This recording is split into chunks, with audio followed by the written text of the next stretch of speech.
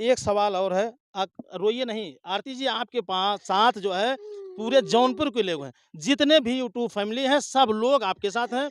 आपके साथ न्याय होगा। आप रोइए नहीं, देखिए मेरा रुलवाने का कोई इरादा नहीं है। हम लोग हैं, तमाम यूट्यूब फैमिली है, भी आपके भाई हैं। एक भाई और बन करके खड़ा हुआ है, जो 700-800 किलोमीटर की दूरी से आया है। अच्छा, ये उस लड़की के विषय में कभी ज़िक्र किया गया था, जिसकी लड़की की वजह से साहिल अब दुनिया में नहीं रहा? प आरती, आप प्रशासन से क्या माँग करेंगी? प्रशासन से बस मेरी यही माँग है कि हमारे दिल की तसल्ली इन तीनों को फांसी होनी चाहिए, तभी हमें सुकून मिलेगा और मेरी माँ को सुकून मिलेगा, जो मेरा भाई छोड़ के दुनिया चला गया, उसको भी सुकून मिलेगा।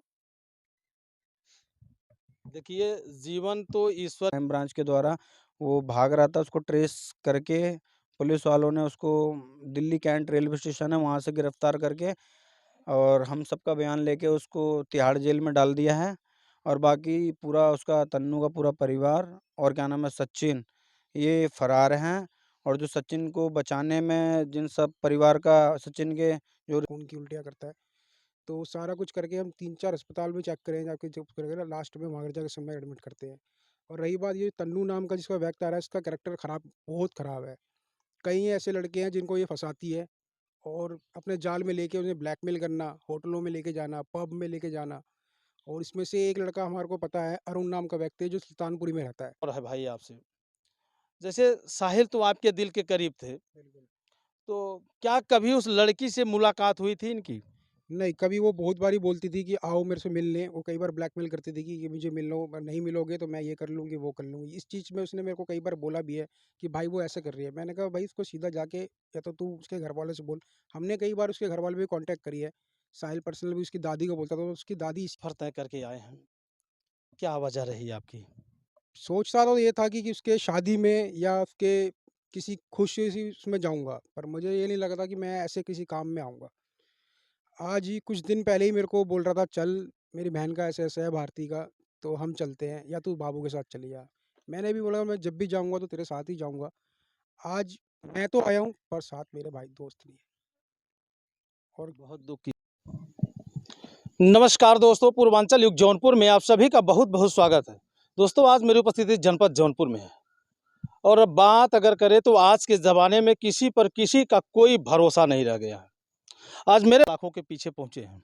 सलाखों के पीछे तो खाली जो लड़की तन्नू है उसका भाई पकड़ा गया है, जो क्राइम ब्रांच के द्वारा वो भाग रहा था, उसको ट्रेस करके पुलिस वालों ने उसको दिल्ली कैंट रेलवे स्टेशन है वहाँ से गिरफ्तार करके और हम सबका बयान लेके उसको तिहाड़ जेल में डाल दिया है। और बाकी पूरा उसका तन्नू का पूरा परिवार और क्या नाम है सचिन, ये फरार हैं। और जो सचिन को बचाने में जिन सब परिवार का सचिन के जो रिश्तेदारों का हाथ है, जो राहुल है, सोनू है और जो साहिल है, ये सारे मिलके उन सचिन को और उनके जो तन्नू के परिवार को इधर से उधर शिफ्ट करने, भगाने में वो पूरी मदद कर रहे हैं। और जो झुग्गी में जो चल रहा है हमारे यहाँ जो मद्रासी झुग्गी है पीतमपुरा में, वहाँ पे क्या चल रहा है, कैसे क्या हो रहा है, पल-पल की खबर उनको दे रहे हैं कि ऐसे मत करो, ये मत करो। मतलब हर चीज़ उन पे इन्फॉर्मेशन जा रही है पल-पल की, कि अभी यहाँ पे ये आए थे, वो आए थे, हर चीज़ वहाँ बताई जा रही है। देखिए, अगर मैं बात करूँ, अगर आज उत्तर प्रदेश में इस तरह की घटना घटी होती, तो सारे के सारे लोग अब तक सलाखों के पीछे होते। तो अरविंद केजरीवाल आप सोए हैं, आप जागिए, इस गरीब परिवार के साथ आप न्याय कीजिए। और बात करते हैं कर्ण जैसी मित्रता निभाने वाले 700-800 किलोमीटर से चल करके आने वाले शख्स से। आइए मैं जानने का प्रयास करता हूँ। भैया, क्या नाम है आपका? सुदीप नाम है मेरा। अच्छा, साहिल से आपकी कब से मित्रता है? मेरी उसकी 8 साल 9 साल से मित्रता है और काफ़ी अच्छे तरह से था। घर में आना-जाना, इनके परिवार से उठना-बैठना, सब कुछ करना, एक साथ खाना-पीना सब कुछ था।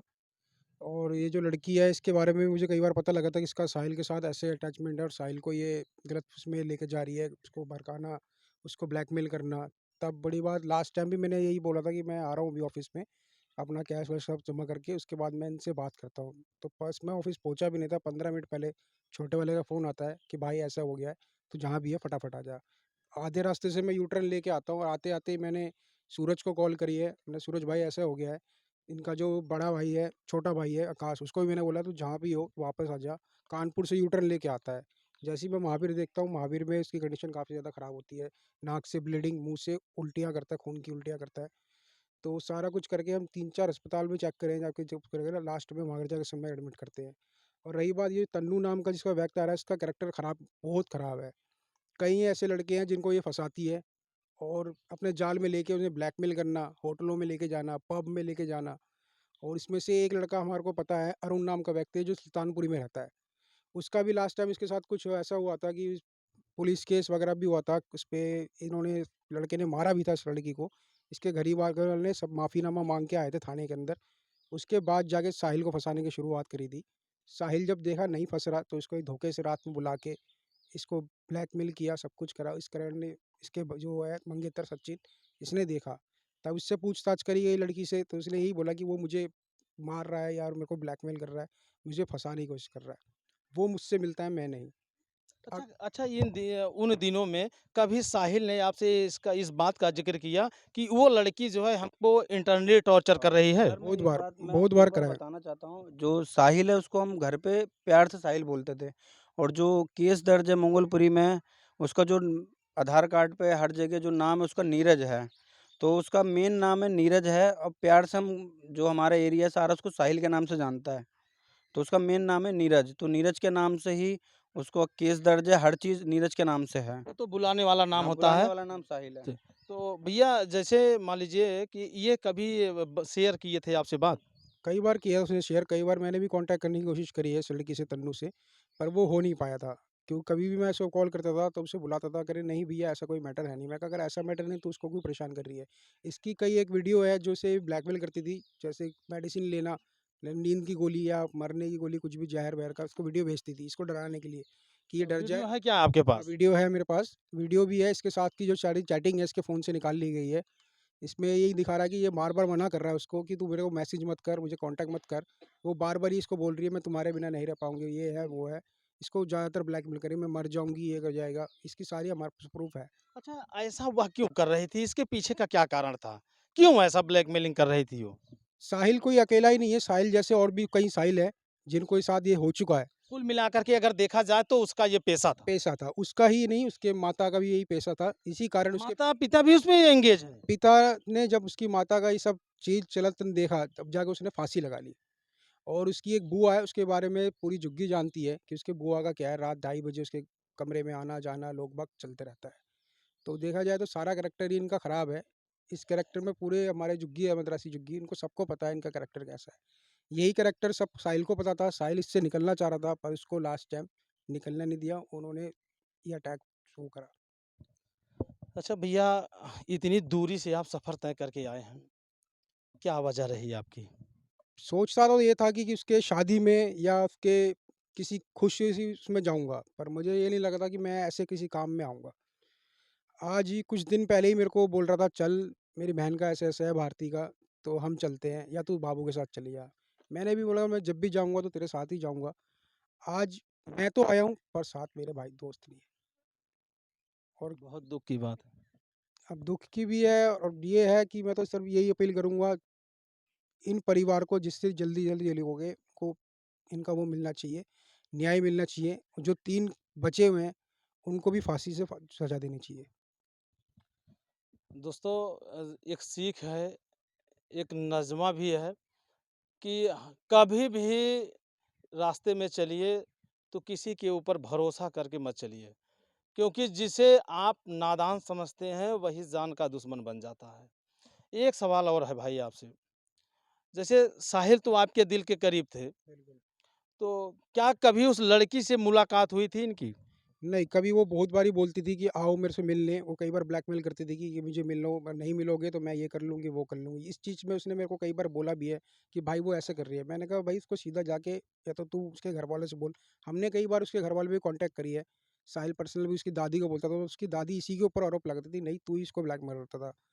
कई बार इसका जो नाम है सचिन, इसको लेके जाता था, 1 दिन 2 दिन के लिए घूमने के लिए जाता था। तो इसमें नाम इसी का आता था कि भई तू लेके गया होगा। अरे अगर वो ले जाएगा तो वो दुकान पे थोड़ी ना बैठेगा या उसका कोई डुप्लीकेट थोड़ी ना उसको लेके जाएगा। तब भी कई बार उसको समझाया कि भई तू ऐसे मत कर इसके साथ, ये अकेला घर चलाने वाला है, इसके पीछे पूरा परिवार निर्भर है।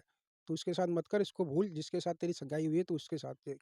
अच्छा, तन्नू का नंबर पुलिस वालों को मिला है कि नहीं? तन्नू का नंबर तो हमने लिखवा दिया है, पर वो नंबर स्विच ऑफ जा रहा है। सचिन, तन्नू और जो उसका भाई जो भी पकड़ा गया प्रिंस, इन सब का नंबर है। दिल्ली सरकार से मेरी गुजारिश है कि जब मोबाइल नंबर को ट्रेस किया जाता है, उसका सीडीआर निकाला जाता है, तो सारे सारे के सारे पर्दे अपने आप खुल जाते हैं। ये जांच का विषय है साहब, एक परिवार का चिराग बुझ गया है। एक परिवार का ऐसा सदस्य गया है, जिसके जाने से परिवार पर दुखों का पहाड़ टूट गया है। तो आप लोगों से गुजारिश है, आप लोगों से निवेदन है, दिल्ली के जितने भी आईजी, डीआईजी, जो एसएचओ हैं, संबंधित थाना के जो भी अधिकारी हैं, सारे लोग जांच करें। ये जांच का विषय है। अगर आप लोग जागरूक नहीं होंगे तो ऐसी तमाम घटनाएं घटती रहेंगी, जिसके जिम्मेदार आप लोग होंगे। तो बाकी प्रशासन से आप क्या उम्मीद रखते हैं? प्रशासन से यही उम्मीद है, इनको न्याय मिलना चाहिए और जो अभी 2 बच गए हैं और जो अंदर भी है, इन तीनों को फांसी दिया जाए। तब जाके इन परिवार को शांति मिलेगा, तब जाके जो मेरा दोस्त ऊपर गया उसे शांति मिलेगा और मेरी तो बस इतना ही अपील है, फांसी सिर्फ़। ये मृतक के बहुत ही जिगरी दोस्त हैं और इनके दिल पे क्या गुजर रही होगी, ये तो यही जान सकते हैं। बाकी तो मैं लोगों की बातें आप तक पहुंचाया। आरती, आप प्रशासन से क्या मांग करेंगी? प्रशासन से बस मेरी यही माँग है कि हमारे दिल की तसल्ली इन तीनों को फांसी होनी चाहिए, तभी हमें सुकून मिलेगा और मेरी माँ को सुकून मिलेगा, जो मेरा भाई छोड़ के दुनिया चला गया उसको भी सुकून मिलेगा। देखिए, जीवन तो ईश्वर के हाथ में होता है और अंत अवस्था भी ईश्वर के हाथ में होता है, लेकिन जब किसी व्यक्ति के द्वारा घटना कारित कर दी जाती है, तो जघन्यतम श्रेणी का अपराध माना जाता है। तो इसमें तत्काल प्रभाव से अच्छा, एक चीज़ और बताइए, एफआईआर किस सेक्शन में दर्ज हुआ है? एफआईआर तो अपने ज़्यादा मुझे डिटेल है नहीं एफआईआर, क्योंकि सारे कार्रवाई इनके बड़े भाई देख रहे हैं, सूरज। पेपर मिला है आपको? हाँ, एफआईआर की कॉपी है। अगर बात करें तो ये घटना 308, 307 और 302 की होती है। अब देखना ये है विवेचना दौरान सेक्शन 307 में कार्रवाई करते हैं, सेक्शन 308 में कार्रवाई करते हैं या सेक्शन 302 में कार्रवाई करते हैं, क्योंकि व्यक्ति अब इस दुनिया में नहीं रहा। यह सेक्शन 302 में कन्वर्ट होना चाहिए। यदि सेक्शन 302 में कन्वर्ट होता है तो व्यक्ति को उसके कर्मों की सजा मिलेगी। व्यक्ति के परिवार को सांत्वना नहीं मिल सकती है। तो वहाँ के जितने भी पुलिस अधिकारी लोग हैं, आप लोग इस बात का गौर करिएगा कि सेक्शन 302 के अंतर्गत कार्रवाई होनी चाहिए। क्यों भाई? बिल्कुल जी, हत्या हुई है ना? बिल्कुल हत्या हुई है। हत्या का मतलब यही है कि उनको फांसी, हमारा यही है कि फांसी तीनों को ही मिलनी चाहिए। जिस सेक्शन में एफआईआर दर्ज करी गई है, तो हमें सेक्शन का तो कुछ पता नहीं है, सेक्शन का ये तो कानून देखेगा, पर कानून से यही अपील है, उनको फांसी दे। जैसे कि अभी थोड़ी देर पहले आपने बोला था न्याय, न्याय ये न्यायपालिका के हाथ में है। हम तो हाथ जोड़ के यही बोलेंगे न्यायपालिका से कि हमारे साहिल भाई को न्याय मिले। तो दोस्तों, आप लोग भी जागरूक हैं और आप लोग भी जानते हैं, तमाम पढ़े लिखे लोग इस वीडियो को देखेंगे और समझेंगे। तो आप लोग भी आरती का जो है सपोर्ट कीजिए और देखिए, ये 700-800 किलोमीटर से उनका एक दूत, उनका एक भाई, उनका एक मित्र बन करके इनके परिवार तक पहुंचा है। तो अगर ये भाई यहाँ आ सकता है तो हम जैसे, आप जैसे लोग इनकी मदद क्यों नहीं? आज मेरे जनपद जौनपुर का एक लाल चला गया है कि किसी के षड्यंत्र के पीछे। तो बाकी वीडियो देखने के बाद कमेंट करके आप अपनी राय जरूर दीजिएगा। मिलते हैं किसी नेक्स्ट वीडियो में, तब तक के लिए जय हिंद।